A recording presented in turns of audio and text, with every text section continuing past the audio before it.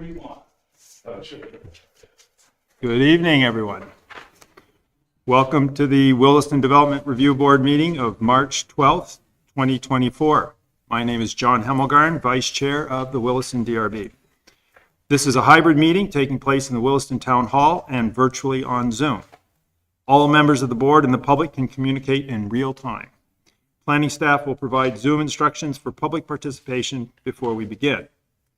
All votes taken in this meeting will be done by roll call vote in accordance with the law. If Zoom crashes, this meeting will be continued to April 9th, 2024. Let's start the meeting by taking a roll call attendance of all DRB members participating in the meeting. Nate Andrews. Yes, here. Paul Christensen. Present. Lisa Braden-Harder is not here this evening. Scott Riley, not here this evening. David Turner is here. John Hemmelgarn is here. Pete Kelly is not here tonight. We have 4 out of 7. It's a quorum. Who's doing the instructions, Andrew? That would be me. Welcome to everybody in person and on Zoom. If you are on Zoom, please take a moment to name yourself, rename yourself, so we know who you are. You can do this by pressing on the participants icon at the bottom of your page, and then clicking on your name, and the button on the right is the rename button.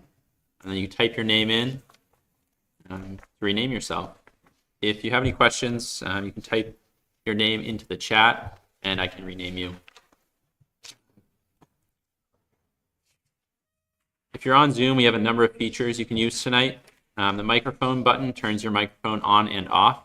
Please keep yourself muted when it is not your turn to speak. For the video button turns your video on and off. Video is optional. You can use the chat button to either ask to speak or ask questions. Please just keep those questions to technical questions for the Zoom broadcast. And lastly, you can use the reactions button to access the raise hand tool. If you would like to speak and someone else is speaking, use the raise hand tool and I will call on you. Tonight we'll be using side-by-side mode to view the documents that we review. You can select your view in the select view options at the top of the page. You scroll to the bottom, it says side-by-side mode. And then once you have side-by-side mode up, you can use the drag slider in the center of the screen to change the size of the documents if you can't see them. If you have bad internet connection, you can try turning off your video, closing other tabs and programs. And then lastly, you can also use your phone as a speaker or a microphone. The directions are there. If you have questions, once again, just let me know. Thank you, Andrew. So tonight's agenda is relatively full. We've got public hearings on 4 items, a discretionary permit review of a 3-lot subdivision by the Boutons. Kevin Mezuzin is requesting a discretionary permit of a proposed amendment to the conditions of a previous application. Yasmin Taby is requesting a pre-application review of a 2-lot subdivision. And Patrick O'Brien is requesting discretionary permit review of a 80,600 square foot commercial mini storage facility. I'd like to adjust the agenda a little bit to move a couple items that I think are going to go quite quickly to the front end this evening. To that end, I'd like to have the Boutons go first. And also, I think we have a final plan review for the annex that I'd like to also move forwards. Any objections to that? Yeah. Great. To that end, we will start our meeting as we always do with a public forum, which is an opportunity for anyone online or in the audience to comment on items that are not before the board this evening.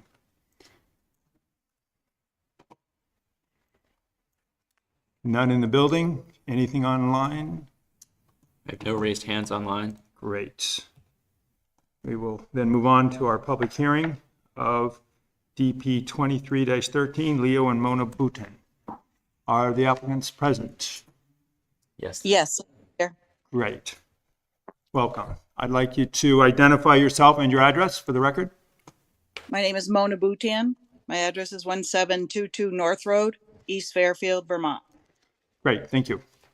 Welcome. So we'll have staff present a report. Yep, thanks, John. This is a request for a 3-lot subdivision. The parcel contains 3 existing dwellings. A primary dwelling and an accessory dwelling unit are proposed to remain on Lot 1.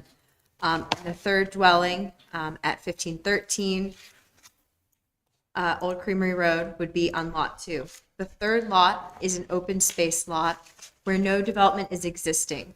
And no development is proposed as part of this subdivision. The homes and accessory structures are there. This is placing a lot around existing dwellings. The property is just under 40 acres. It is located in the agricultural rural residential zoning district. It was not subject to design or conservation commission review. Tonight, staff is recommending that you take testimony and close the hearing, deliberate, and approve a decision with standard conditions as drafted. The DRB may recall pre-application review last year in April. In 2002, there was a similar concept plan proposed, but that never moved forward. Public Works commented that they had no comments. We did not receive comments from fire or police, nor did we receive any public comment letters at the time of mail out or up to this evening. The DRB may recall some pre-application recommendations, most of which were standard. A couple were specific about providing, not having to survey the entire open space. However, they did do a plat of the entire property. What follows is standard recommendations for the residential zoning district, the open space development meeting that 75% open space requirement, no changes to access. They did provide us with the water and wastewater permit for stormwater, or for the well and septic system. For density, we did provide a density analysis where theoretically there might be some more homes eligible for this land if they were to pursue a subdivision in the future. In terms of watershed health, there is an unnamed stream and possibly wetlands on the property. However, all development is existing. No changes to the site are proposed. What follows is standard findings of fact, conclusions of law, and conditions of approval. Thank you. Thank you, Emily. Mary, would you like to comment or provide further input? Are you talking to me? I am. Oh, I'm Mona. I'm sorry, Mona. I'll try not to make that mistake again. It's not a problem. No, I just wanted to point out that the 2.3 acres or the whole purpose of this subdivision is just to separate out the 2.3 acres that goes under the property, our buildings. We own the buildings on that property, but we don't own the land underneath. So the whole purpose of this subdivision is just so that we can get access to the land that's under our buildings. And no additional buildings are proposed in this subdivision or expected in the future. Great. I'm going to open this up to the board for any questions. I'm good, actually. No question. Right-of-way access to the third parcel if it's ever disposed of? There's 2 driveways now, one that goes to the 1607 and 1609 houses and one that goes to the 1513. They already have separate drives. No, what I'm asking is if lot 3 were ever to be stripped, broken away from your lot 1 and 2, how would they get access to it? I didn't think that it could be. I thought it's listed as open land and that it would have to stay part of the 37, whatever the other acreage is. That's how I understood it. Yep, Mona is correct. So that third lot is an open space lot. It can't be developed or further subdivided. Ever? Right. Barring any changes to zoning, which are extremely unlikely. Okay. At that time, they would need to figure out access through one of the other 2 lots. But there's no requirement in our bylaw that an open space lot have access. I just wanted to make sure because I thought I read a statement, a note in here saying something about potential future development for that lot. Yep, and the density analysis. So theoretically, the 40 acres could have more homes. They would need to be clustered into the 25% land area. So that 75% is the open space lot. New homes would cluster closer to the existing houses. Just wanted to make sure. Thank you. Great. Anything else? Oh, good. Great. Anything from the audience? I have no raised hands on Zoom. Good. Moan, any last words on your part? No, No. I just appreciate you. What's that? Yes. Thank you. Mhm. More than welcome. Thank you for your time and effort on this. I'm going to close this hearing at 7:12 p.m. Thank you very much. Thank you. All right. So our next item on the agenda is I'd like to move to the final plans review, DP 21-18, the annex, to review the request, I believe, by the DRB to see these plans for the art in the park prior to moving forward with that. So. Hello, Andy. Good evening. So as you mentioned, we were advancing the plans for the artwork. And I'm sorry, can you just, we know your name and we probably know your address too. Andy Rowe, Snyder Homes, 4076 Shelburne Road, Shelburne. Thank you.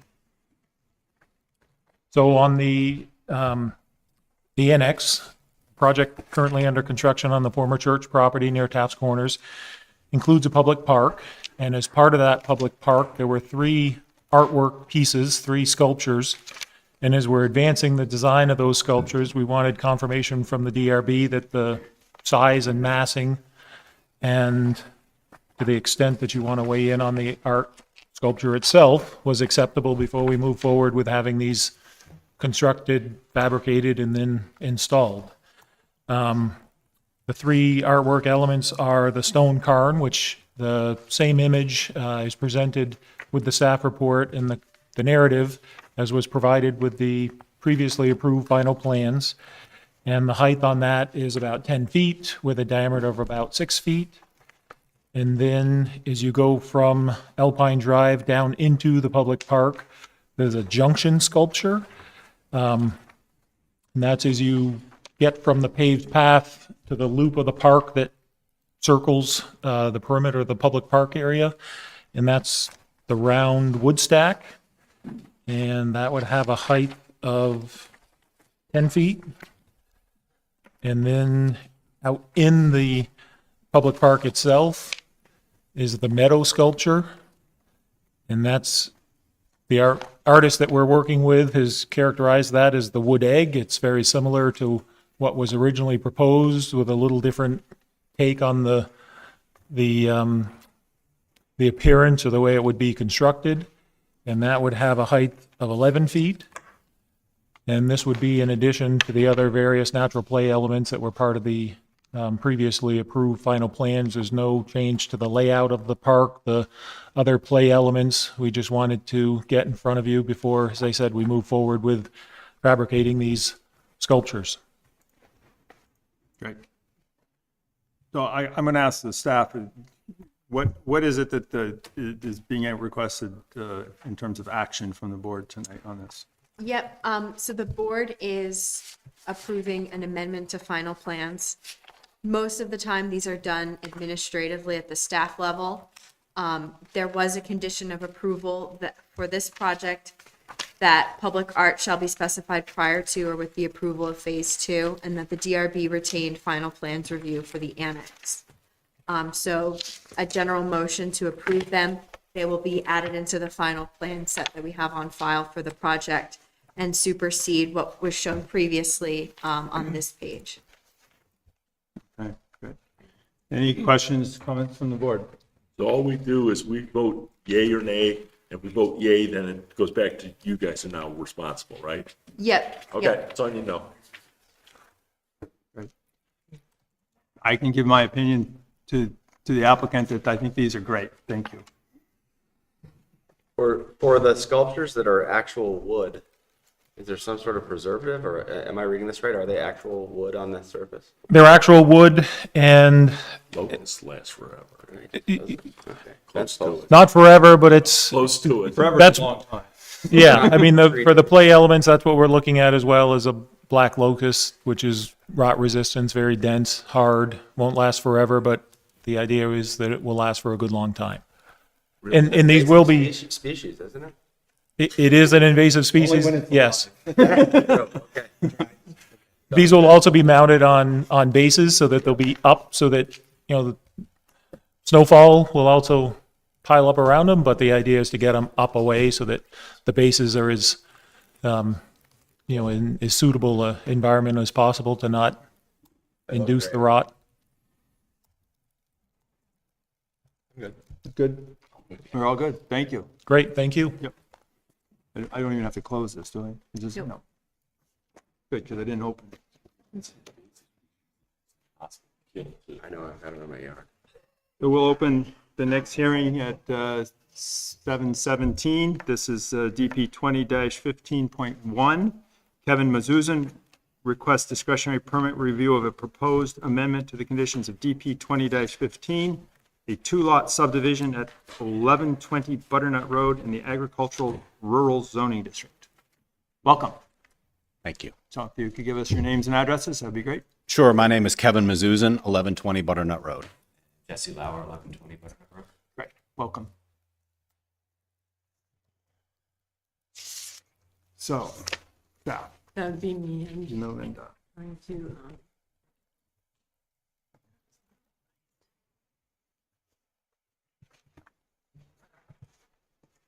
Or are you a co-host? yeah, I'm trying to share my screen, but this is not cooperating.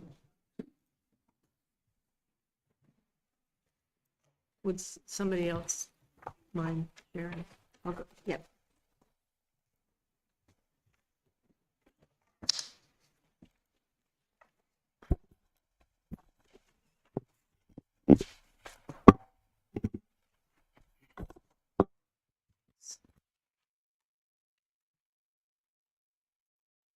Okay. This is a request for a discretionary permit amendment for a previously approved two-lot subdivision on a 5.27 acre parcel, creating one new dwelling unit at Butternut Road in the agricultural. The applicant's requesting the DRB reevaluate the subdivision under the current bylaw, apply the growth management exemption, and remove the 2020 growth management conditions for DP 2015. Staff is recommending the DRB approve this application with conditions as drafted. So on October 26, 2021, the discretionary permit was granted and final plans were signed and recorded on November 18, 2022. No advisory boards reviewed the proposed amendment and no town departments reviewed the proposed amendment. No comment letters were received at the time of the mail out. So the applicant's proposing an amendment to the previously approved subdivision DP 2015. The scope of this hearing and DRB action will be limited to determining whether the proposed amendment complies or fails to comply with the bylaw. Pre-application is not required for the proposed amendment. So this request, it is a substantial change to DP 2015, but the nature of the amendment is not one that's depicted on the final plans. And staff is recommending the DRB approve the requested change and conditions without requiring the applicant to submit a new set of final plans. So the Williston Development Bylaw, Chapter 11, Growth Management, was amended as of October 17th, 2023, to allow an exemption for small residential subdivisions, construction of up to 4 dwellings on a parcel where residential uses are allowed. As a two-lot subdivision, DP 2015 qualifies for this exemption. The currently approved subdivision obtained a growth management score of 30 points on March 24th, 2020, subject to the following conditions. conserve energy, the proposed new dwelling will meet Efficiency Vermont high performance level, and at least 75% of estimated energy demand will be generated through on-site renewable resources. Designed for context, the development is in scale with surrounding uses. Minimize visual impact. The development will be minimally visible from public roads, except for any road directly serving the site. So the applicant's requesting the DRB formally grant 2015 an exemption from growth management conditions, specifically the requirements under the conserve energy criteria. The overall scale and character of the subdivision will remain in line with neighboring uses and will have minimal impact from visual impact from Butternut Road. The site plan will not change. So staff's recommending the DRB approve the requested amendment with changes in the findings of fact, conclusions of law, and conditions of approval noted below. Thank you, Melinda. Have anything to add to that? Other than to say thank you, Melinda and staff, for preparing the staff report. We don't have anything further unless there's questions. That's an easy one. Nate? Nope, no question. Paul, do you have any questions? I don't remember the project. It's been a little while, Paul. Well, I actually was sitting there wondering, I was about to ask the board why they didn't point this out to us before we ruled back in October 26th, until I realized it was 2021. Never mind. I got no questions. Okay, good. I just, a couple comments. This is interesting, and it's difficult a little bit for me because energy conservation is important. I think it's an important issue for all of us in our town, in our state, in our country, in our world. And, in this case, we had someone who promised to build a house that was at a certain level of energy efficiency. And now we're moving backwards from that. So that does not make me particularly happy or satisfied. I do recognize that if this project were re-proposed at this point as a new project, it would meet all the criteria that I think were just pointed out. So I don't think I have an issue so much with your application as I do with the changes that were made to the bylaw. I think we've gotten ourselves into a spot where now we're going to have a less energy efficient project in town. Well, I don't think they're changing the energy efficiency. I think the biggest thing was the 75% of creation of energy on site. So, Well, if Is that true? it makes you feel any better, the dream scenario is still for us to build a net zero passive solar home. Right. But sometimes dreams are just that, and if that day never comes, then if we wanted to sell the lot, those kind of conditions upon a building lot really limit our buyer pool. Okay. So are you saying that, there's two pieces to this then, that it was to meet high efficiency Vermont high performance level and at least 75% of the estimated energy demand with on-site generation. So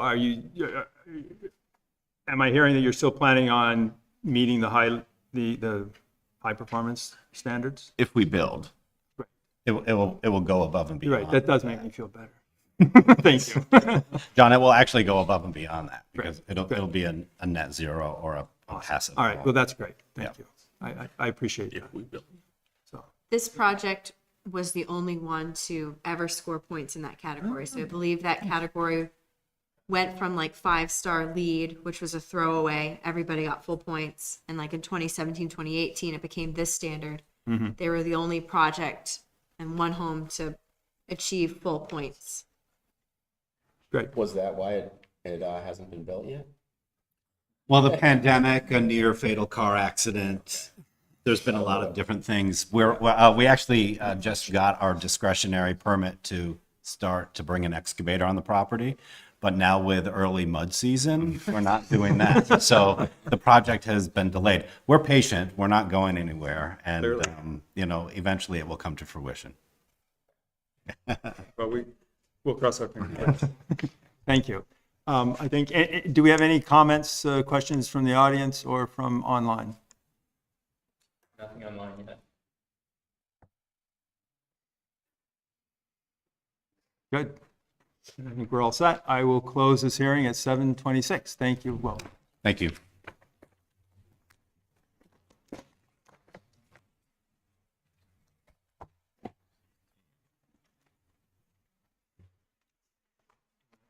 So next up is EP 24-16, which will open at 7:27. This is a pre-application review of a proposed two-lot subdivision to create one 2.58 acre parcel for the existing dwelling and one 1.2 acre parcel for a proposed residential dwelling at 2255 Mountain View Road in the residential zoning district. So, do we have anyone who's representing this project? Yes, Online. I am. Well, I am as well. Yasmin Tayebi, 225 Mountain View Road. I'm sorry, I did not hear your name. Could you repeat that? Sorry? I didn't catch your name. I just asked you to repeat that. Oh, Yasmin Tayebi, 2255 Mountain View Road. And we've got Mike from CEA also representing us here. Great. Mike, can you give us your name, your full name and address? Sure, it's Michael Koch with Civil Engineering Associates at 10 Mansfield View Lane in South Burlington. Great. Thank you very much. Who's up for staff? Melinda again.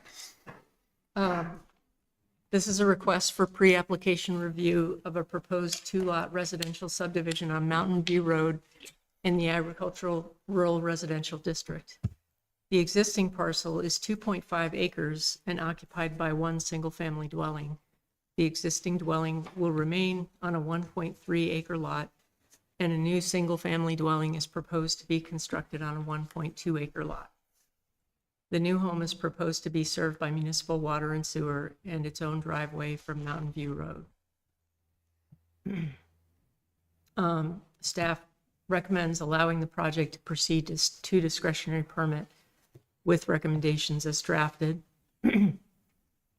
This is the first time the DRB is reviewing this project. The staff report includes the project history.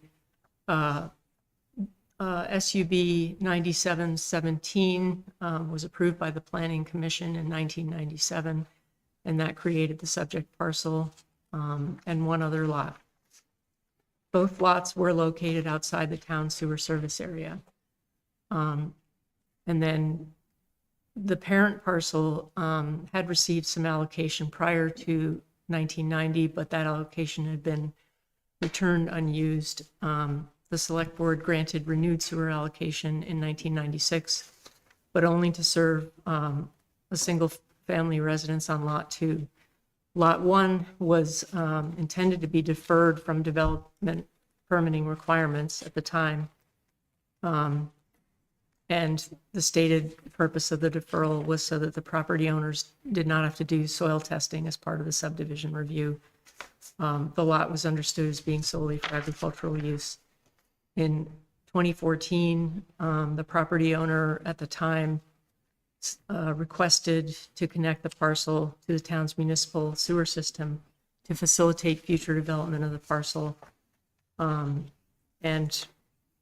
Soil tests indicated the property could not support adequate wastewater treatment.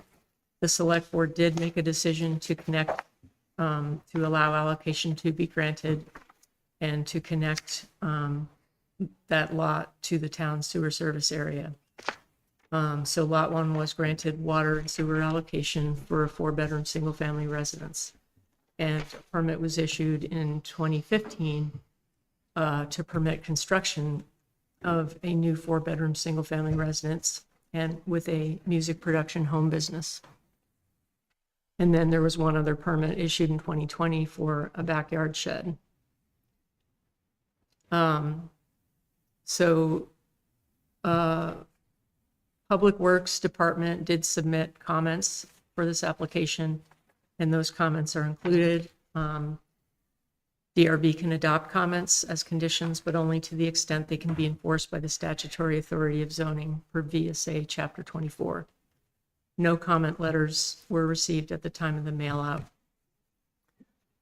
So this staff report puts the discussion of density up front because it's really critical to the DRB's consideration of the project.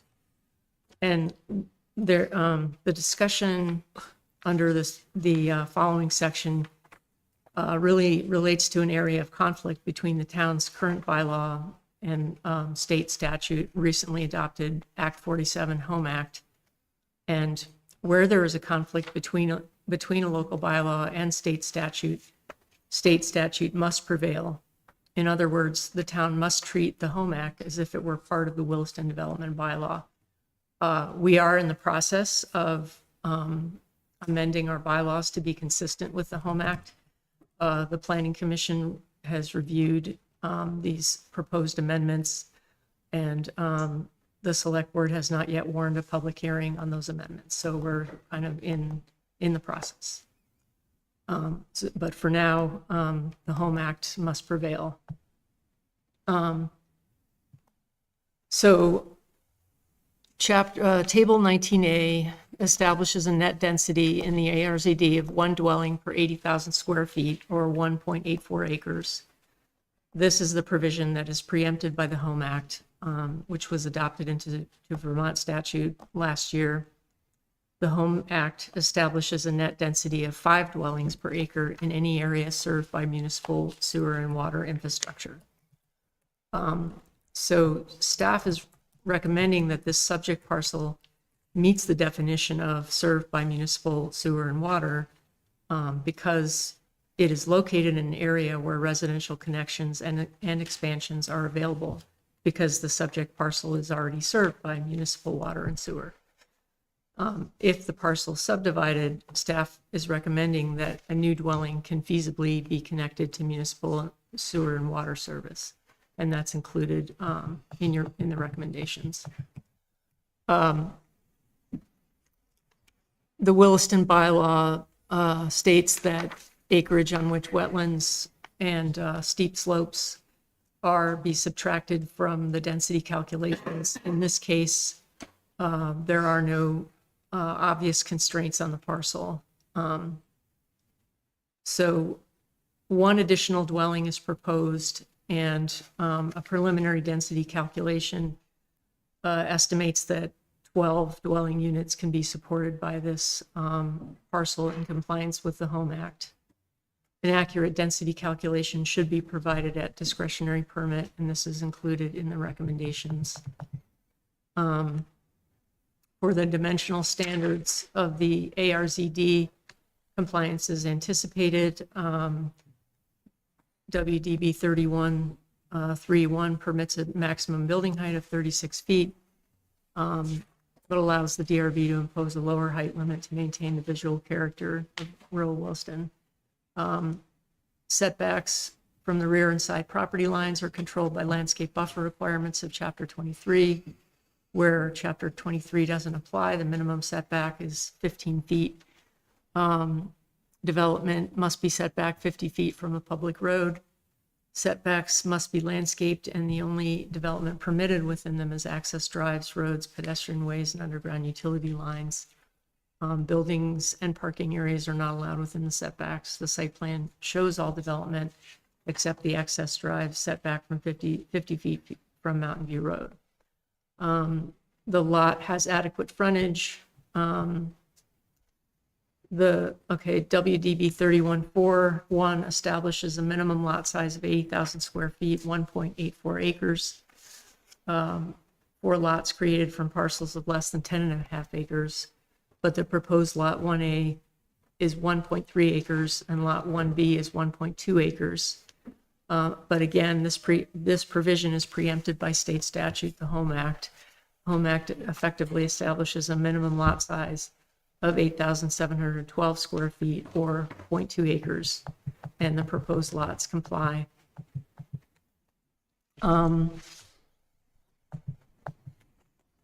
Okay, so the parcel's less than 10.5 acres, so doesn't have to, is not required to protect open space on a separately platted lot.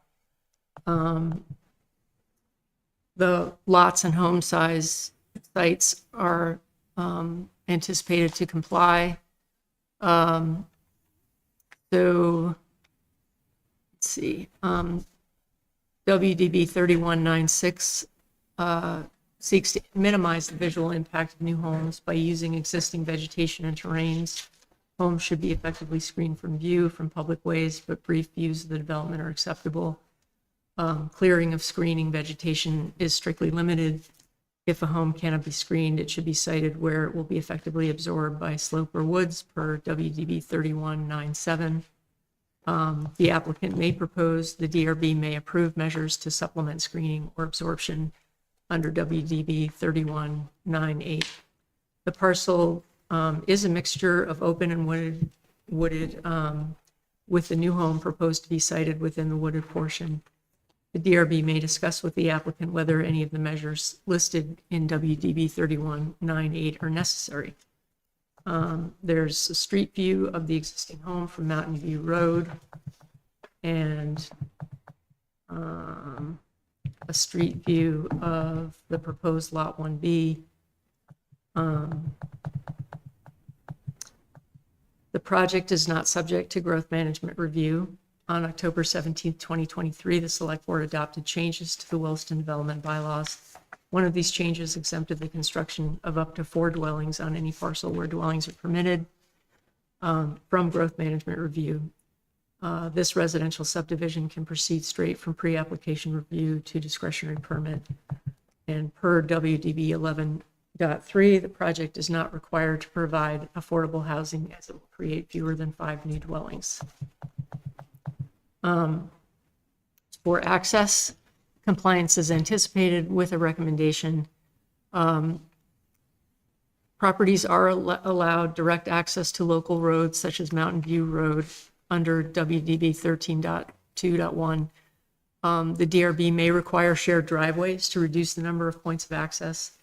The Department of Public Works did state in their comment memo a preference for the proposed driveway to be located further from the intersection with Old Stage Road than is proposed, which is about 230 feet away from the intersection. DPW is requesting the applicant provide site distance of the proposed driveway from the Old Stage and Mountain View Road intersection, and that is included in the recommendations. And then WDB 13.2.3 sets out design standards for points of access to private roads, including alignment, grade, site distance, and clearance. Compliant points of access should be shown on the site plan at discretionary permit. This is also included as a recommendation. With respect to on-site infrastructure, compliance is anticipated with a recommendation. The parcel is proposed to be served by the town's water and wastewater service through existing connections to the parent parcel. The Department of Public Works requests that the applicant's engineer confirm the existing water service line is adequate to serve both homes and has requested the applicant to reduce the number of valves from the 3 that are proposed to 2 total, and that each building should have 1 designated shutoff valve that allows the water to each building to be shut off without interrupting the other building. DPW has also requested the applicant provide a copy of the proposed utilities easement. This is included under recommendation 6A rather. With respect to landscaping, compliance is anticipated with a recommendation. The WDB Table 23A establishes requirements for landscaping for different types of development. Staff recommends the proposed development can meet the landscape requirement with a type 1 existing vegetation landscape buffer on the side and rear setbacks. The DRB may wish to discuss with the applicant the proposed landscaping for the front yard setback, including whether any supplemental screening is necessary to reduce visual impact from Mountain View Road. Staff recommends the driveway and utilities to be located concurrently where feasible to minimize the amount of clearing on the lot. Street trees are not a typical treatment in this area of town, and the driveway can be screened by existing wooded vegetation. Per WDB 26.1.2, staff recommends a requirement for street trees be waived. And that just shows you a screenshot of the general area of the proposed development, and there aren't any street trees along that road. The parcel is within an area mapped as significant wildlife habitat area, and the development will impact core habitat and wildlife travel corridor. WDB 27.5.7 requires that a habitat disturbance assessment be prepared, contracted to the town, but funded by the applicant and submitted as part of a discretionary permit application. This is included in the recommendations. The Conservation Commission made specific recommendations to minimize the impact to the significant wildlife habitat area, including careful positioning of the building envelope, shortening the driveway to preserve the wildlife travel corridor, and in alignment with the findings of the HDA. The site plan should show a defined building envelope of ½ acre or less for the proposed lot. No structures or forest clearing shall be allowed outside the building envelope. These are included in the recommendations. Subject parcels within an area mapped as primary middle ground viewshed. WDB 27.9.5 states that for all development within a scenic viewshed, the impact shall be determined by the DRB, who may request recommendations from the Conservation Commission. The subject parcel doesn't appear to be prominent in the viewshed from the viewpoint, and the Conservation Commission had no recommendations for mitigating viewshed impacts. The proposed project is not anticipated to impact any other of the conservation resources. For erosion control and compliance is anticipated. This is considered a low-risk development in which the cumulative land disturbance is greater than 1/4 acre but less than 2 acres, and in which all land that's disturbed is outside watershed protection buffers, and has a slope of less than 8%. So the application should be accompanied by a completed runoff and erosion control checklist that shows how the applicant will comply with guidance provided in the Vermont Low Risk Site Handbook for Erosion Prevention and Erosion Control. This is included as a recommendation. Compliance is anticipated with respect to wetlands and watershed protection buffers. So in this case, there aren't any mapped wetlands on the site. Staff is recommending the applicant's engineer confirm there are no wetlands present on the parcel. If wetlands are present, a wetland delineation is required, and this is included as a recommendation. And then transportation, recreation, school impact fees are assessed when administrative permits are submitted. The current fees are about $8,000 for single dwelling unit. That's it. Thank you, Melinda. So at this time, I would ask the applicant to come forward or to speak up, and this is your opportunity to describe your project to the DRB. I would ask if you have had a chance to see the recommendations that were just reviewed by Melinda already. And if you have, I would ask you during your presentation here to essentially comment on those, or to let us know of any that you may have an issue with potentially. Sure. We are doing this subdivision because we are moving to Boston, and we are planning on selling this single family residence that's already built here on the original lot. And by subdividing, obviously, I think we all know Boston is quite expensive, hoping that maybe that'll help us buy a place down there. So that's the purpose. It is, intended to be sold as a single family lot. We don't really want anybody to put 5 dwellings on it just because technically they can. So that's our hope. And in terms of the recommendations, yes, we've seen that staff report. Everything is totally fine with us. The only thing that we would like to discuss is the shared driveway recommendation. So we saw that I think they said in the plan that maybe on the plan, it was 230 feet from Old Stage. We understand that the minimum should be 305 feet from the intersection, which is totally doable. So we're happy to move that driveway eastward down the road. And that would still leave over 100 feet between our driveway, the existing driveway, and the new driveway. And just having a look at some other lots along Mountain View Road, it seems there are several that are less than 100 feet apart. So I think we would comply with what, you know, we see as pretty normal within Mountain View. That's the only thing we wanted to bring up, really. Great. I would ask Mike if you could confirm, as was suggested in the staff report, that about the wetlands on the site. Hi, this is Mike Koch from CEA. We have contracted with an ecologist who will visit the site, and we will submit her findings as part of our upcoming application. But we're not prepared to discuss the wetlands as there are no current findings, but we are happy to comply. Great. Okay. Thank you. So I would, I guess, open this up to board questions at this point. Comments? Question for staff, is there any potential walk down the road for sidewalk on the side of the road for movement? I mean, it seems like that area will be eventually developed up through there. Right.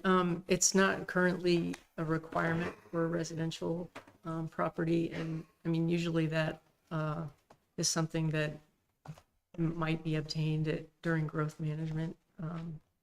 But in this case, the property is not going through growth management.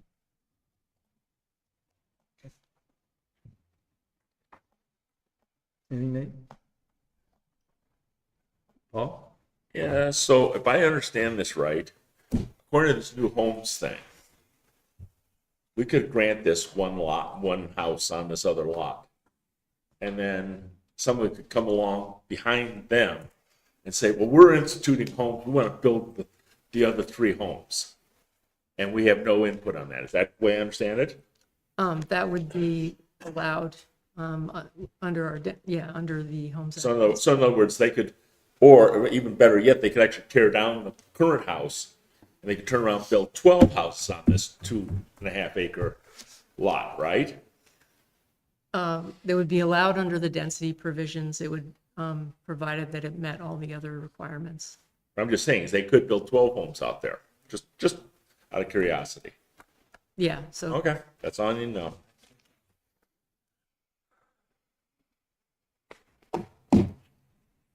I would just say, I would hope nobody would tear that beautiful house down. Thank you, I appreciate it. Ask the guys over in South Burlington on the Poor Farm Road about what that guy who used to own that farmland did with his property. Well, we're not discussing that property, so No, we're not. let's stick with this one. So there's a couple of interesting recommendations from my perspective in here. One is that the house be moved closer to the road to preclude disturbing the wildlife habitat, I believe, which is interesting because one of the nice things about the house that's there that I think maintains its rural character here is that it is further back from the road. It has a nice winding driveway that gets you a view as you go past those trees, a quick glimpse of the house. That when you bring that forward, it's going to probably create a much, it's going to make it more visible and not quite as far at the end of a lane.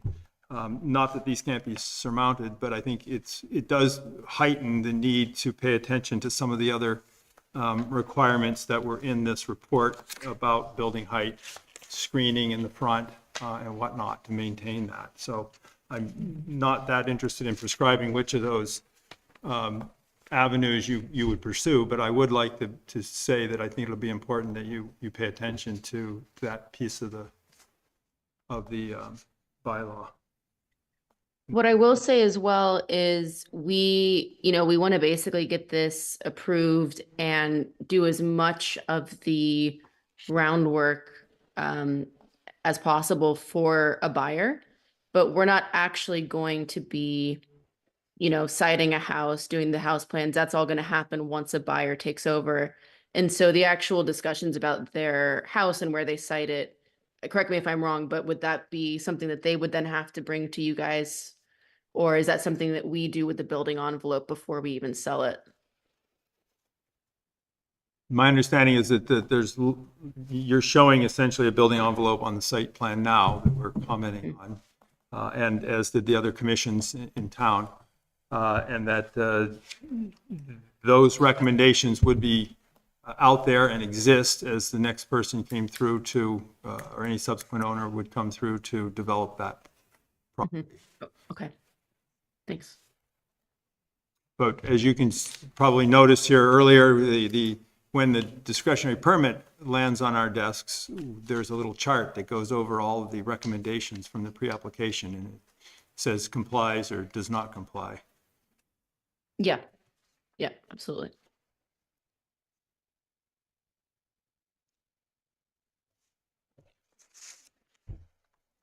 Giving you as much time as I can.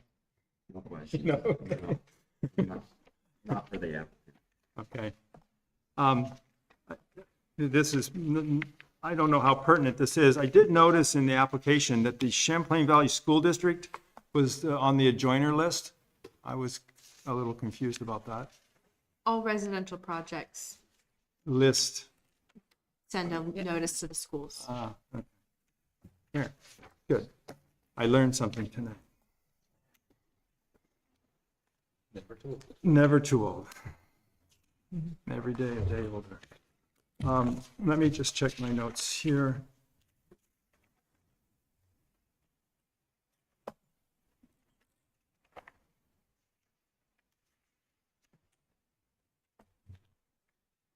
And I would just clarify here that with the shared driveway component, that is something that the DRB may recommend, but we're not compelled to do so.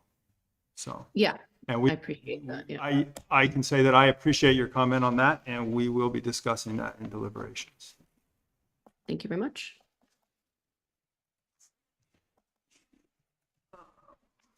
That is, that's all I had tonight. Any last comments here, guys? No?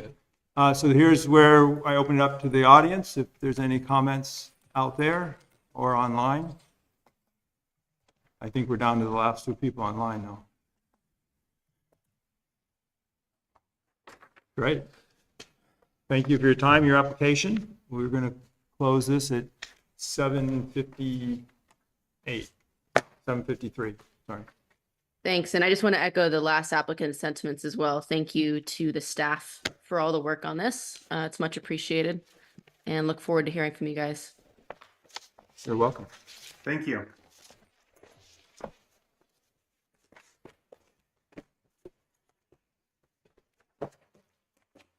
All right. And then there was one.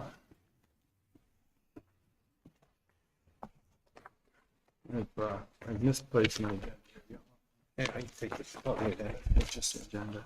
So I'd like to open the last hearing here tonight, DP 24-11. Patrick O'Brien requests a discretionary permit review of the proposed plus or minus 80,600 square foot commercial mini storage facility at 269 Shunpike Road in the Industrial Zoning District West. And we'll open that at 8:54. I'm sorry, 7. Am I reading the clock? I'm having a hard time with that clock. 7, right? Yes. Yeah. We're making good progress. Great. Welcome. Could I have your names and addresses, please? My name is Patrick O'Brien, mailing address of 193 Industrial Avenue, Williston, Vermont. And then I'm Nick Smith with SD Ireland, 193 Industrial Avenue, Williston. Welcome. All right. This is a request for a discretionary permit to develop Lot 5 of the Robert subdivision located at 269 Shunpike Road. They're proposing to build a mini storage facility. It will be served by a two-way private driveway located off Shunpike Road. approximately 80,000 square feet of building area in 19 buildings. The property is 7.77 acres, located in the Industrial Zoning District West. It was not subject to design review or Conservation Commission review. Staff recommends approval that the DRB hold a hearing and deliberate tonight. And the DRB must make a decision about condition number 8. Project history. So the Robert subdivision took place in 2018 and 2019. There was a pre-application review done in November 2022 for a different development on this parcel to spec industrial commercial buildings. However, that did not move forward. The pre-app on this mini storage was conducted in January of this year. Public Works and Fire Department commented on this application. Their memos are included in your packet. Staff notes that where there's a conflict, the DRB can only uphold the requirements of the Unified Development Bylaw. Public Works is responsible for the Public Works specifications. One comment letter was received at the time of mail out. Copies have been provided to you. We received no further comments up to tonight's hearing.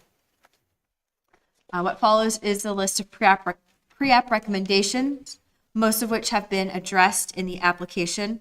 The DRB did strike one recommendation, so that's not applicable. In terms of the zoning district, Industrial Zoning District West, self-storage is allowed under NAICS Code 532, rentals and leasing. Dimensional standards, compliance is proposed. The buildings will be far below the maximum height limit. The minimum road frontage requirement is 40 feet, where they're proposing a 60 foot wide frontage. And the side and rear setbacks we'll discuss a little later with landscaping. No outdoor sales or storage are proposed. Some notes on the subdivision. This is provided for the DRB's information. So this is lot 5 of the Robert subdivision. It has a flag lot shape that's 60 feet in width. And it's a little bit longer where it intersects Shunpike Rd because of the line length for that parcel frontage. There are some notes on the plat where there are easements with the abutting property, lot 6, which is developed as Williston self-storage, where there's some shared access and utility easements benefiting the various lots. Access, connectivity, and traffic studies. So the driveway design complies as proposed. It's 24 feet in width with 2 12-foot lanes. The curb cut complies with Public Works specifications. The bylaw is otherwise silent on driveway design and access design for a private commercial driveway. In terms of multi-use path complies as proposed. They're going to build their section of path, 10-foot wide path on their frontage. And the DRB struck the pre-app recommendation about a bike ped lane. That mainly came from that prior pre-app where they were going to be spec'ing commercial buildings where it's more likely that employees or customers might be coming and going by foot or bike. For the mini storage, less likely. And what follows is a graphic of the driveway grade showing the driveway. Today, the existing grade slopes to the west. Proposed it's going to slope to the east. No traffic study was requested or required. They will be required to pay transportation impact fees per Chapter 45. Parking, standard. Vehicular parking for industrial uses is very flexible. They're proposing 2 spaces. There won't be any on-site employees, so these would be spaces for customers accessing the kiosk. Most customers will just be driving up to their unit and then leaving. And again, no bike storage is proposed or required. On-site infrastructure. So the Chapter 15 circulation, Chapter 14 for parking lot design. The bylaw minimum is a 20-foot travel lane, 2 ways between a parking lot. Here, these interior aisles between the buildings are mostly 24 feet. There's a couple places where they're 30 feet to meet the fire department's request for internal circulation. Private utilities comply as proposed, as well as water and sewer. They've shown their electrical lines and communication on the eastern side of the driveway. They are proposing a connection for the water line to have an internal hydrant. However, there's no other water connection or sewer connection. There's no bathrooms or inside facilities. Maintenance standard complies as proposed. They've identified snow storage, and there's no solid waste management on site. So customers take their items to and from. There's not a dumpster. Landscaping. Here's where we have some specific conditions for you to take a look at. So with the Lot 9 shared boundary line, this Lot 9 is the conservation open space lot for the Robert subdivision. So it won't have any development. It's primarily wetland. The bylaw requirement is that there be a 36-foot buffer, and that can be reduced to 27 feet where there's a 9-foot fence or wall. So the back sides of these storage buildings are being treated as a wall for the purpose of this setback reduction. There's no access to this side of the building, no doors or windows. It's just the back side of the building like a wall. There is one spot near building 11, shown on the far right of the screen, where the incursion is 26 feet instead of 27 feet, and there's a retaining wall and some pavement there. So the applicant has two options to address this at final plans. They could either reconfigure this area to meet the 27 feet, or they could do a boundary line adjustment with Lot 9. Either of those options can be handled at final plans. The landscape buffer with 253 Shunpike Rd. So this is a residential property. And the DRB and applicant should discuss the distance of the fence to the property line, as well as the placement of the landscaping and the fence. After sending out the staff report, the applicant did provide me with some updated information. So this is the screening fence to protect the residential property. They're proposing a 6-foot high vinyl stockade fence. It's going to be fully opaque. And they propose moving the fence between the arborvitae hedge and the type 3 landscape buffer. So the neighbors would have the fence buffered by some screening. Whereas the plans that you have in your packet place the fence between all of the landscaping and the property line. Both of these versions are compliable with the bylaw. The one they present is probably a little bit more amenable to the neighbor. And I'm recommending that condition 8B be drafted, that fence design and colors be reviewed by staff at final plans. What they're showing is fine. However, they haven't been able to hear back from the neighbor yet. So if the neighbor wants something slightly different that still meets this requirement, that could just be shown administratively at final plans. The property on the west side, 319 Shunpike Road, is an industrial mini storage facility. There, a 9-foot buffer is shown, and the applicant's depiction of the abutting landowner's landscaping is accurate. So there's a little bit of overlap where tree crowns extend over the property line, both on their lot and the neighboring lot. And our bylaw is silent on, tree crowns overlapping on a property line. Lastly, 327 Holly Court, a type 3 buffer is also shown along that side. Lastly, for landscaping, final plans need to show compliance with the variety standard, that no more than one species is present, I believe more than 15%, and that any landscaping near the snow storage areas is salt tolerant. Street trees, standard complies as proposed. There's 2 street trees near the driveway intersection with Shunpike Road. Signs and public art, a condition that the final plans must show clear vision triangles, that the one freestanding sign doesn't conflict with vision triangles. Assuming that the size, location, and height and panel size meets table 25.A, that can be approved administratively. The sign is proposed within a shared utility easement area. However, the bylaw is silent on placing signs in areas that have private cross easements. Our main bylaw requirement is that the sign be placed 5 feet away from the property line, which it complies. Conservation areas complies as proposed. This information is mainly provided as an FYI.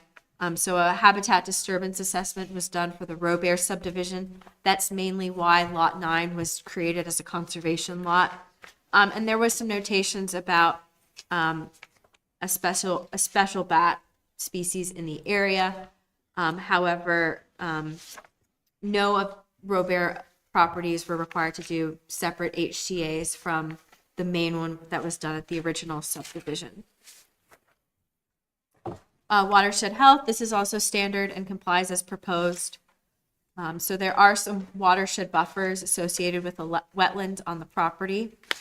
No development or encroachment is proposed within those buffers.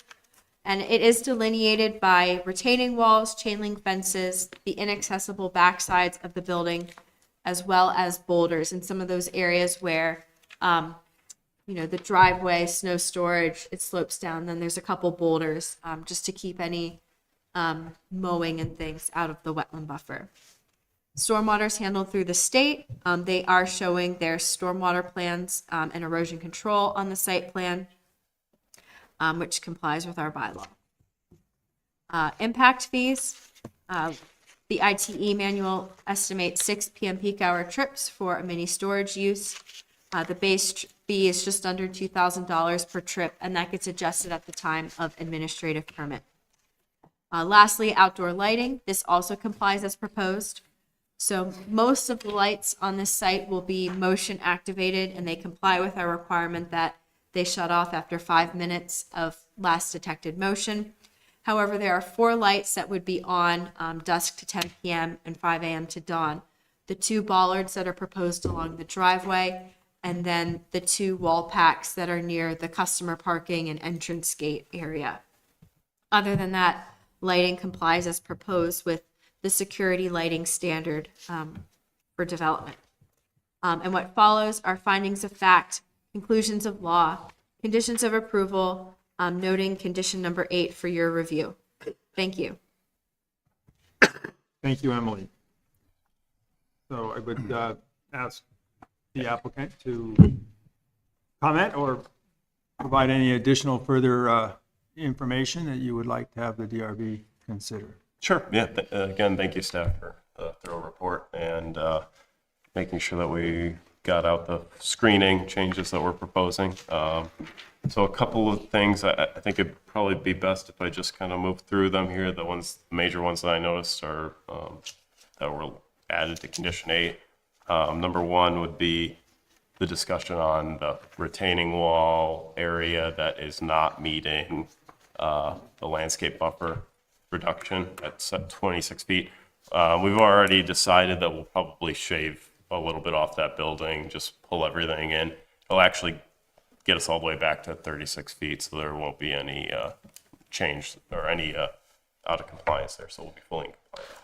And the other ones, I think it sounds like are approvable as is. So, and then if we continue on, Can I, Yep. I'm sorry to interrupt you right here, but it's a question that came up is, are the back walls of those buildings 9 feet tall? the back walls of those buildings are are between 8.5 and 10 feet. So I'll have to confirm that they are 9 feet tall. Because the amount of, you're allowed to reduce that setback is proportional to the height of the wall, up to Yep. that 9 feet. So to the E.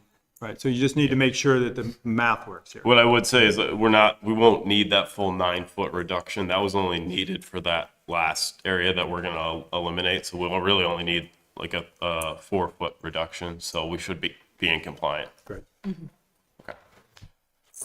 Thanks for pointing that out. And then I guess we'll move on to the landscape screening with the adjoining lot, which is a residential use. And as Emily said, we're proposing an opaque white vinyl fence at this time. We'd like to coordinate with the owner, and if they would like some minor tweaks, we could probably work with them on that. And we feel that it's probably best to place that in between both landscape buffers. I think it just masks both sides nicely that way. So that I think the condition as written by staff would be amenable to the applicant in this case, so. And that's the one I provided to you guys separately. Right, and that's going to be, so from the neighbor's house, they're going to see the landscape buffer and then there'll be the fence? They will see the type 3 landscape buffer, shrub, full height trees, ornamental trees, mixture, Then the fence. then the- And then then the we will have a utilities. hedgerow on our side as a redundant Gotcha. kind of buffer, I suppose. All right. So the fence is kind of sandwiched between the, Yeah, okay. yeah. I would just ask you to, when you are working with the neighbor, to make sure the color, I mean, bright white can be nice, but it's going to be actually something that may stand out more than a more neutral color. Yep, yeah, exactly. That's why it sounds like staff's leaving a little flexibility on that, which I appreciate that. we appreciate it. Another point of minor comments was just the sign location at the front. As far as the clear vision triangles, I don't think we have an issue with that. As staff mentioned, there is an easement in this area for utility with lot 6, which is the self-storage to the west of us.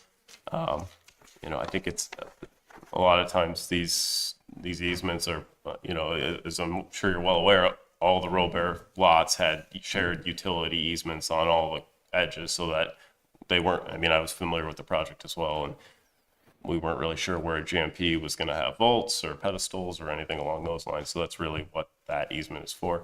I think there's more than sufficient room either behind the fence, somewhere near the landscaping in that area, or if it came down to it and we had to relocate the sign and come for an amendment or have an amendment with the town here, we'll happily do that in the future. But I think the location shown is ideal. It keeps it away from the residential.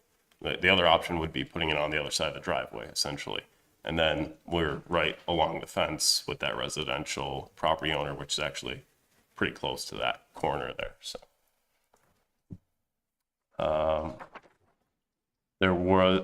I know there were comments by public. If you'd like, I could just kind of briefly tap all 4 of those that were made, and then I know public's here as well, so we can take more comments after that, if that sounds good to you. Sounds fine to me. Sure.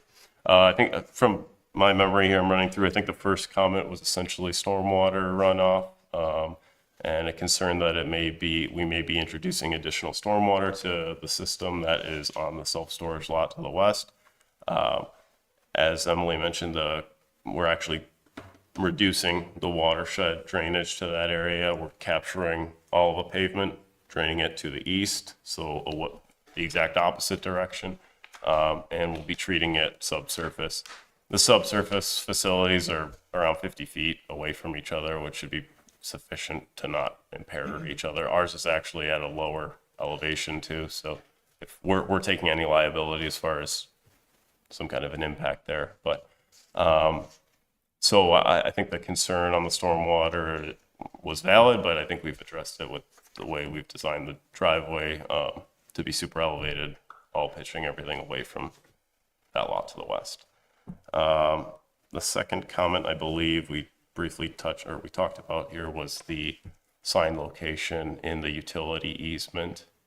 And again, I think, we're happy to work with the lot 6 owners, and if there is a need for some utility vault or pedestal or anything else in that area to try and coordinate the sign location and relocate it, or relocate some landscaping if needed to facilitate that in the future. And these easements are written into the deeds, so there's not really any, we don't really have any wiggle room on that anyway. So, and I know number 4, I'm sorry, I don't have number 3 in front of me, the third comment, but the fourth one I know is similar with regard to the access easement and potential future connection points from the self-storage unit to the west. And again, we would say that, this lot has provided an access easement, and we're happy to work with the adjoining landowner in the future, and if there is a redevelopment of the site or if a second access is for some reason required, we're more than happy to work with them on that as long as they're happy to work with us. So. And the third comment, and thank you for bringing that up, was just discrepancy in the survey markers, and I think it was maybe just unclear exactly which what markers were out there and what they were pulling tape from the neighbor. So I went out today and checked that they did have their surveyor come and flag the survey markers, and then I pulled tape and it matches exactly the Robert plat. So it's 61 point, just over 61 feet as on Shunpike Rd, and I don't think there's any discrepancy. I think it's an unwarranted comment. That's all. So, but if the surveyor comes back with something different, we're happy to take a look at it and ensure that we don't have any issues. That's all. Great. Thank you. I think that's it. All right. I'll open it up to board questions.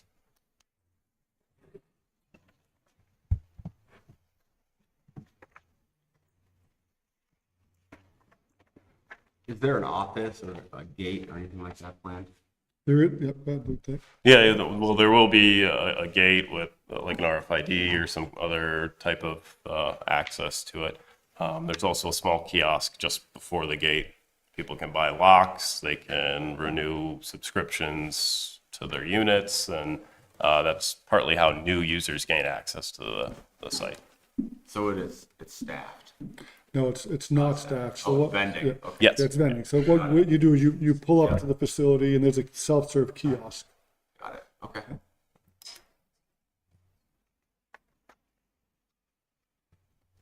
So this is a question I've always had, and this is the first time I've really had a chance to ask it.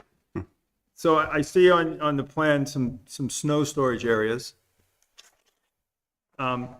This looks like a lot of driveway and a lot of snow and a big storm. Is there a calculation of determining how big those snow storage areas need to be?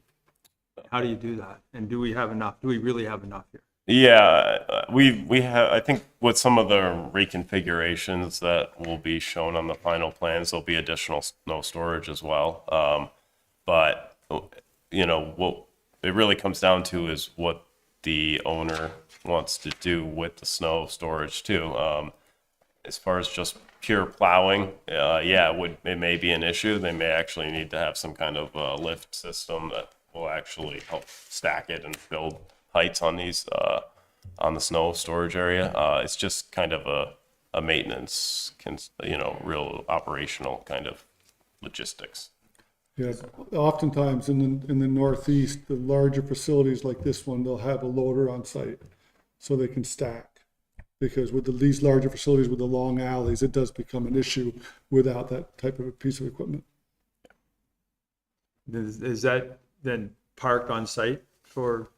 I mean, I think for most facilities, it would be. This one, it would be either, depending on who does the snow removal, which will likely be SD Ireland, it would probably be one of several stops along the way if one isn't positioned there for the winter.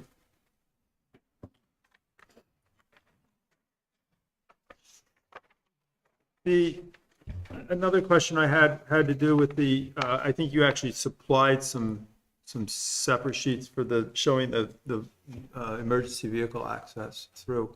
There was a statement that said that there were 24-foot wide lanes where the fire trucks or the emergency vehicles would be going, yet some of the routes that I saw in those plans were coming back through some of the narrower aisleways. Is that something that the fire department has reviewed, and are they okay with that?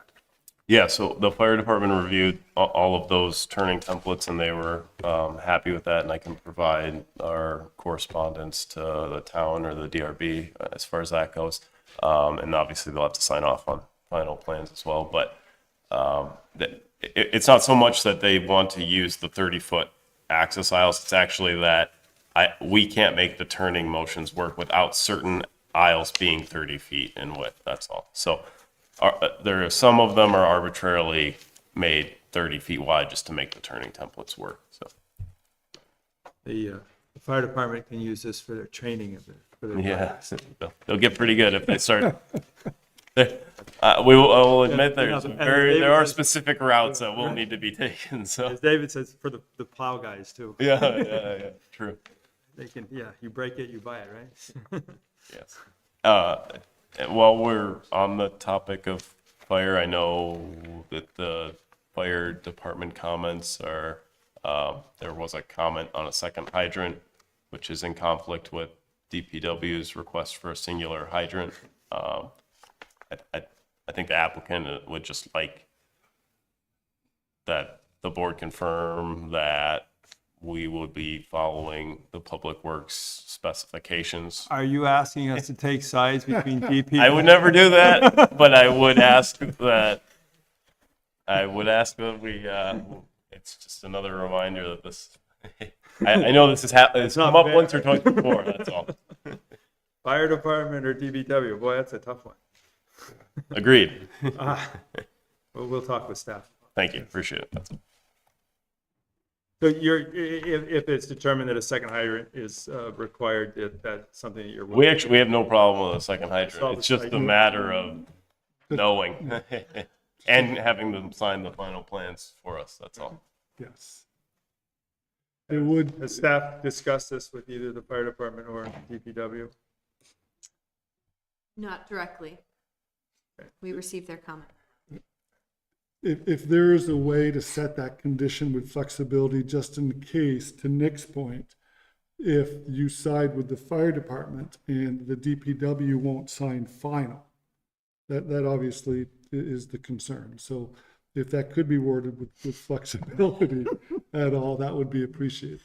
All right, I'm sensing from staff over here, they have a way of making that happen. Yeah, good, great. Thank you.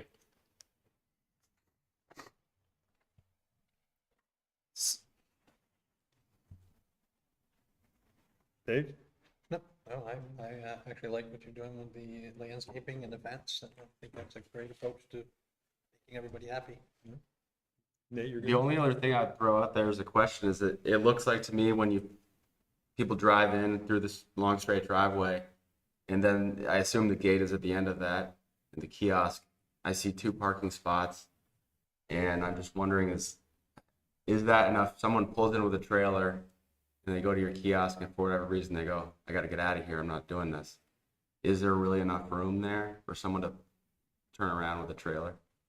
Yeah, I think that's a good point. And first off, to make certain motions with the trailer in here is already a challenge. So we've done that on purpose so that no one's coming in with these big, long 20-foot trail boat. You couldn't bring a boat into this facility necessarily just because of how tight some of the turning is through here. So perhaps we could do something with the front signage to kind of alleviate those concerns. I understand where you're coming from. Yeah, the majority of the way these facilities work is the first connection is made on here. And to Nick's point, we're not targeting people to fill these things up with vehicles and boats, etc. So the far majority of people will know, they do their research just like everybody else, that this is not that type of facility. Have you noticed the signs along the interstate telling truckers they're not supposed to go for smuggler's notch?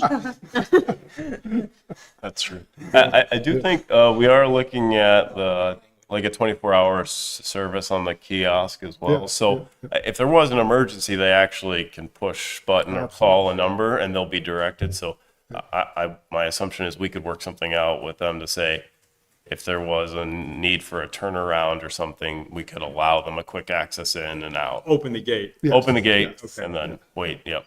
Yeah, I mean, I would just throw out there that I think that if that does turn into a bottleneck and it ends up being a problem, you may want to allow yourself somehow to have a separate exit that somehow wraps around to that versus people going like this and that sort of tight throat there. Mm-hmm. But I don't think that's going to necessarily be something that would, Yeah, I think the other thing I'll just bring up is we did want to do pavement. You see where the 2 parking spaces are for the possibility of, Okay. does there need to be a second access? We're not 100% sure. Yep. Is it at least an emergency access? That may end up being a gate if the fire department wanted it as a gate or something like that. I think it would come back through where the parking spots are. Yeah, and again, we don't anticipate the spaces being used frequently at all. We could even put signage for, short-term space, the parking spaces that is. So It looks to me like it's a parking spot when people get out to go use the kiosk.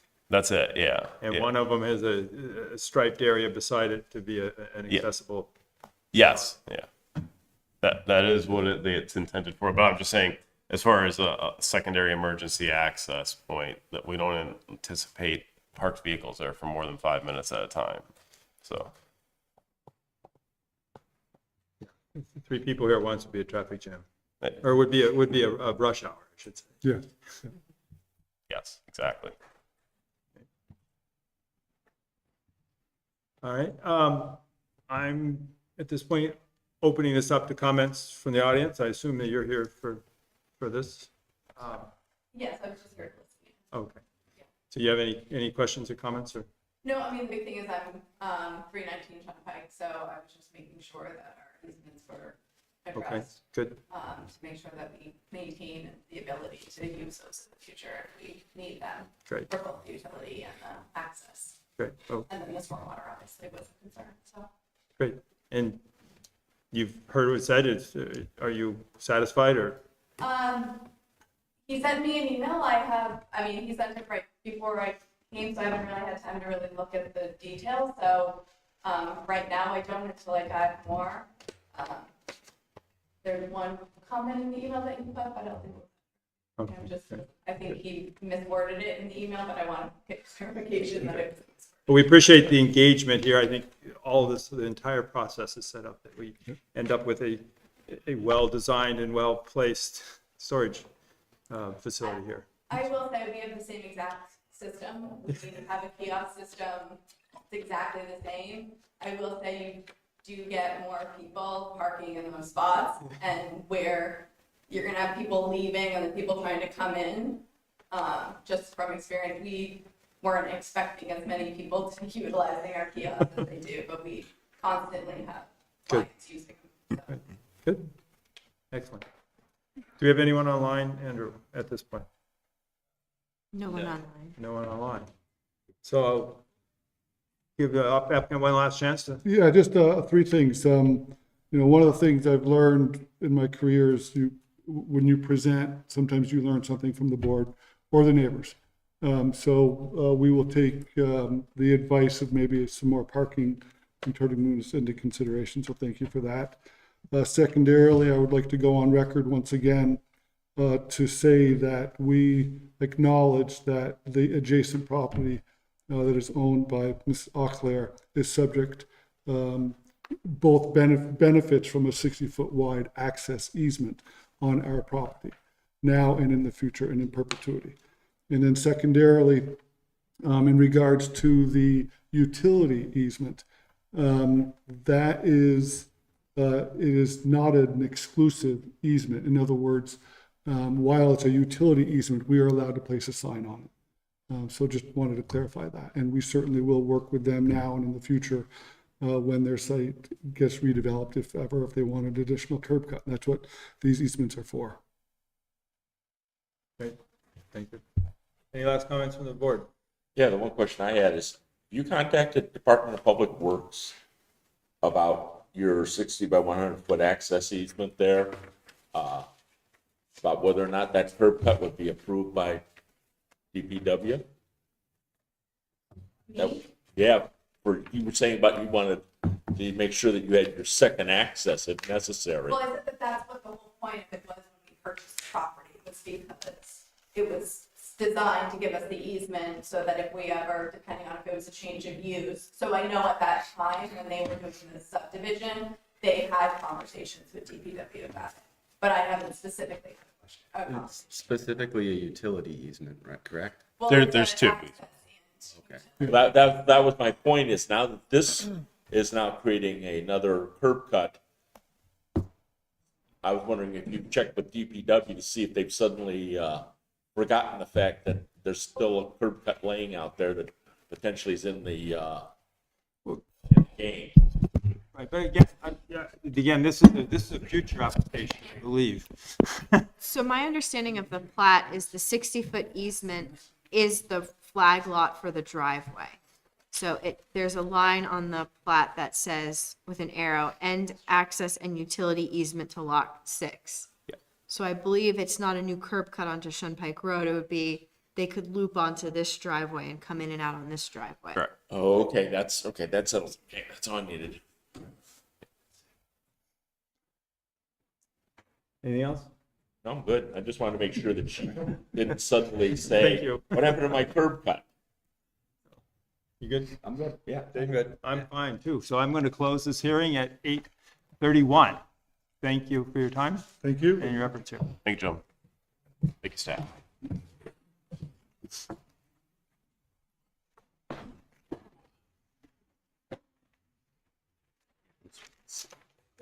On a plow, please. Recording stopped. Has anybody done a survey of how many square feet of storage we have now in Williston?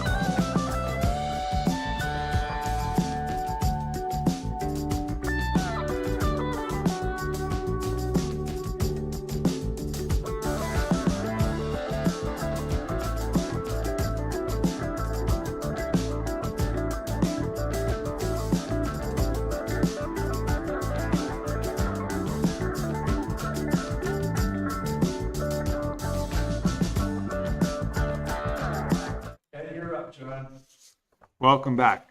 The Williston Development Review Board has come out of deliberative session at 10:14.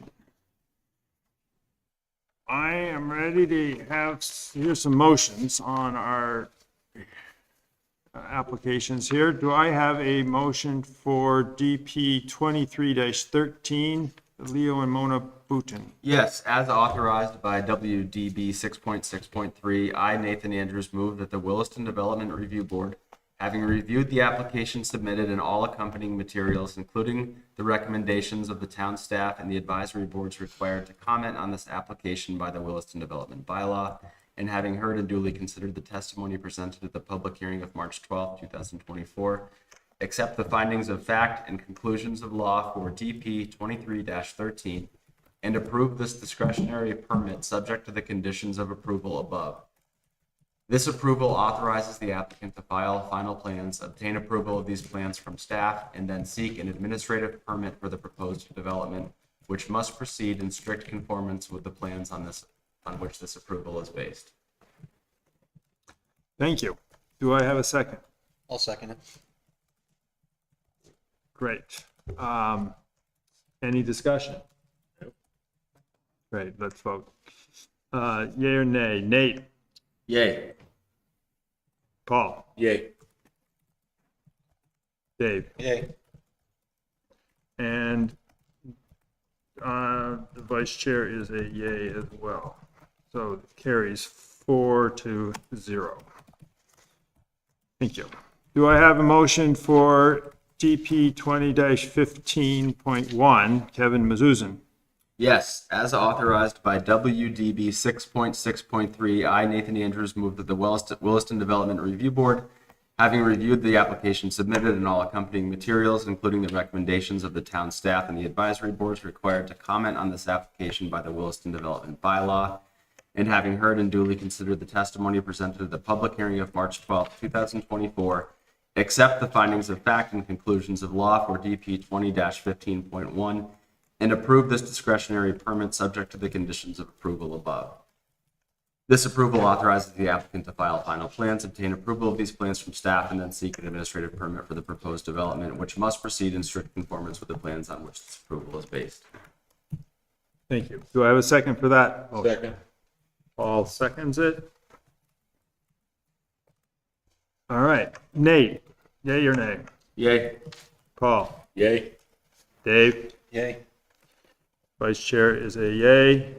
Motion passes 4-0.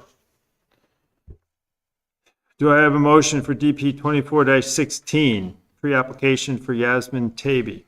Yes, it's authorized by WDB 6.6.3. I, Paul Christensen, move that the Williston Development Review Board, having reviewed the application submitted and all the accompanying materials, including the recommendations of the town staff and the advisory boards required to comment on this application by the Williston Development Bylaw, and having heard and duly considered the testimony presented at the public hearing of March 12, 2024, accept the recommendation for DP 24-16 and authorize this application to move forward to discretionary permit review with one item. We're striking 5A. That's it. Thank you. Do I have a second? I'll second it. Dave seconds it. Voting. Nate? I'll abstain. Abstains. Paul? I'll abstain. Dave? Yay. The vice chair is a yay, which I guess means that that does not pass. It's a 2-0 vote with 2 abstentions. And I'll let staff deal with what that means with the applicant. Do I have a motion for DP 24-11? Patrick O'Brien. Emily, would you mind? Yes. As authorized by WDB 6.6.3, I, David Turner, move the Williston Development Review Board, having reviewed the application submitted and all accompanying materials, including the recommendations of the town staff and the advisory board required to comment on this application, by the Williston Development Bylaw, and having heard and duly considered the testimony presented at the public hearing of March 12, 2024, accept the findings of facts and conclusions of law for DP 24-11 and approve the discretionary permit subject to the conditions of approval above. This approval authorizes the applicant to file final plans, obtain approval for these plans from staff, and then seek administrative permit for the proposed development, which must proceed in strict conformance with the plans on which the approval is based. We're going to modify a couple conditions.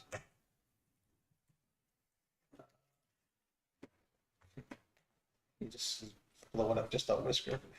Sorry. Nope, you're good.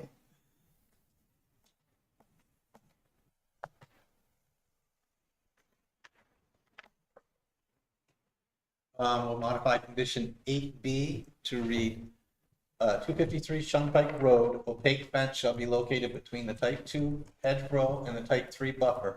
Fence design and colors to be reviewed by staff at final plans.